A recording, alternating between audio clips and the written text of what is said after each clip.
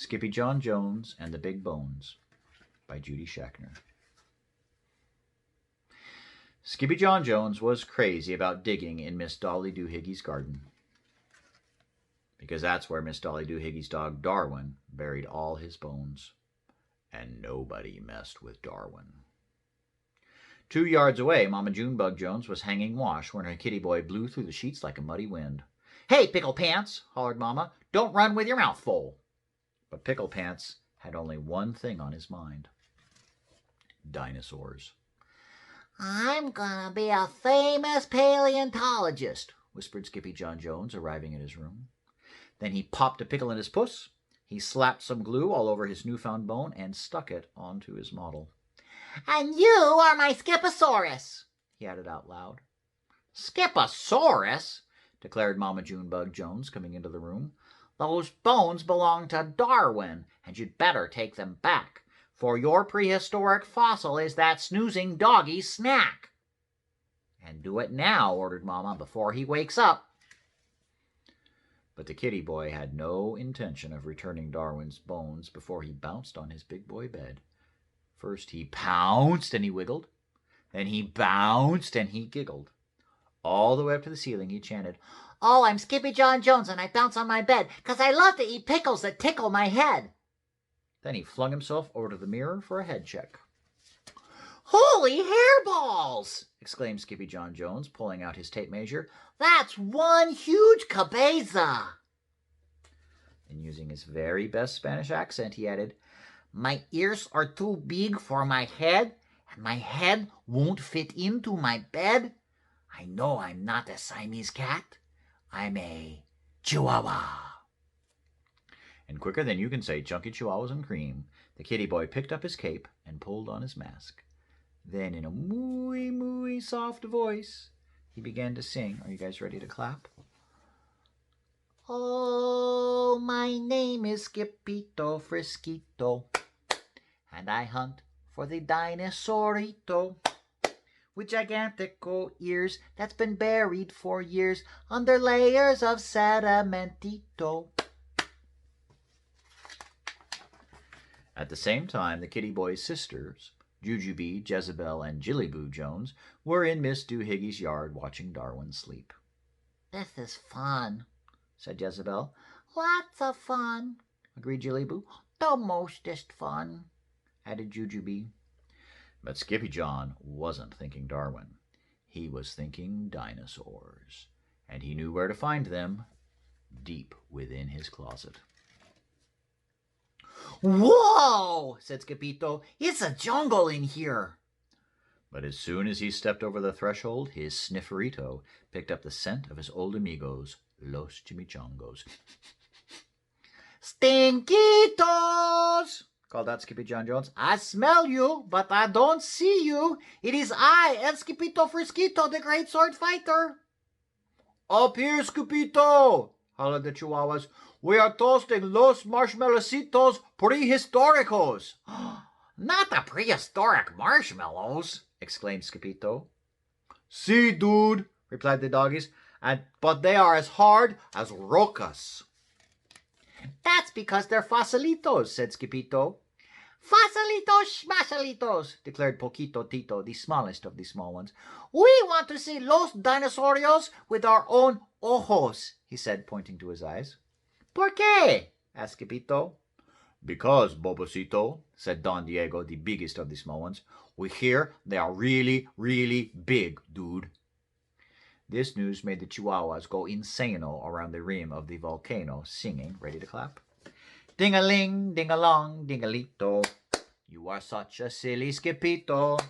You know what dogs think. If it's good, it must stink. Plus it's great for the old snifferito."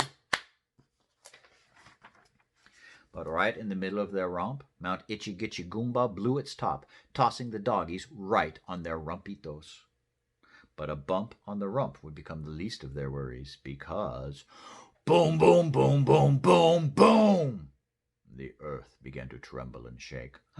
"Terremoto!" shrieked Poquito Tito, panic-stricken. "It's not an earthquakeito," said Skippito, peeking through the bushes. "It's a T-Mexito."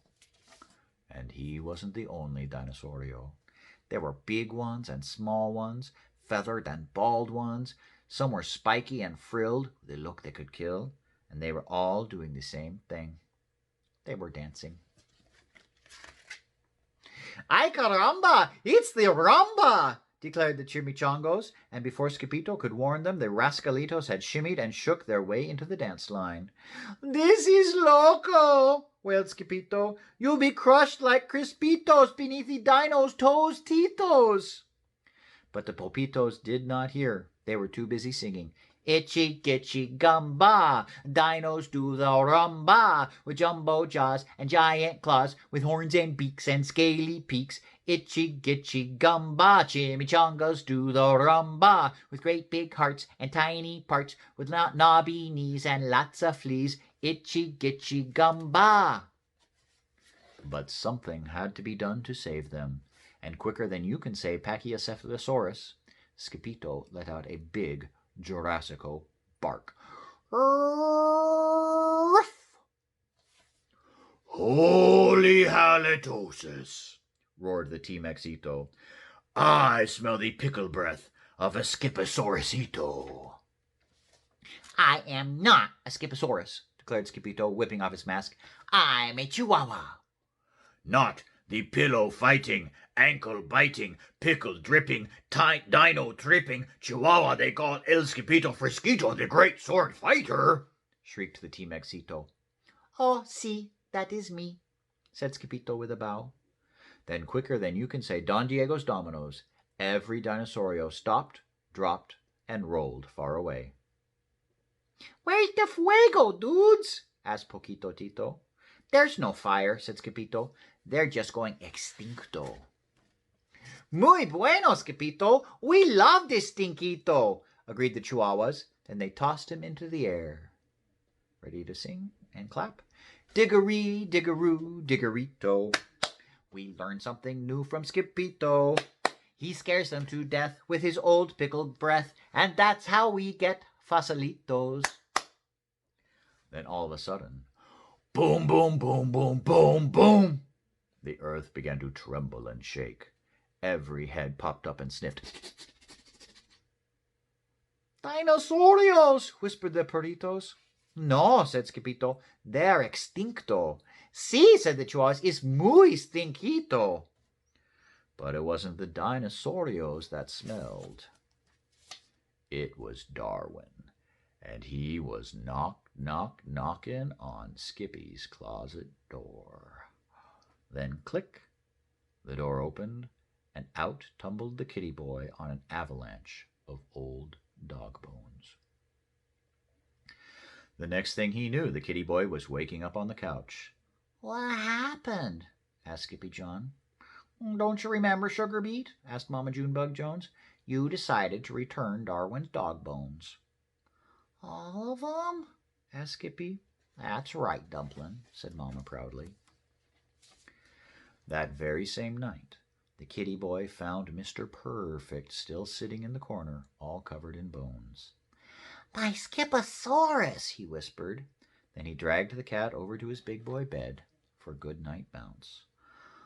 Oh, I'm Skippy Jon Jones, and I'm not a dog fighter, but I still have some bones, 'cause I'm the decider.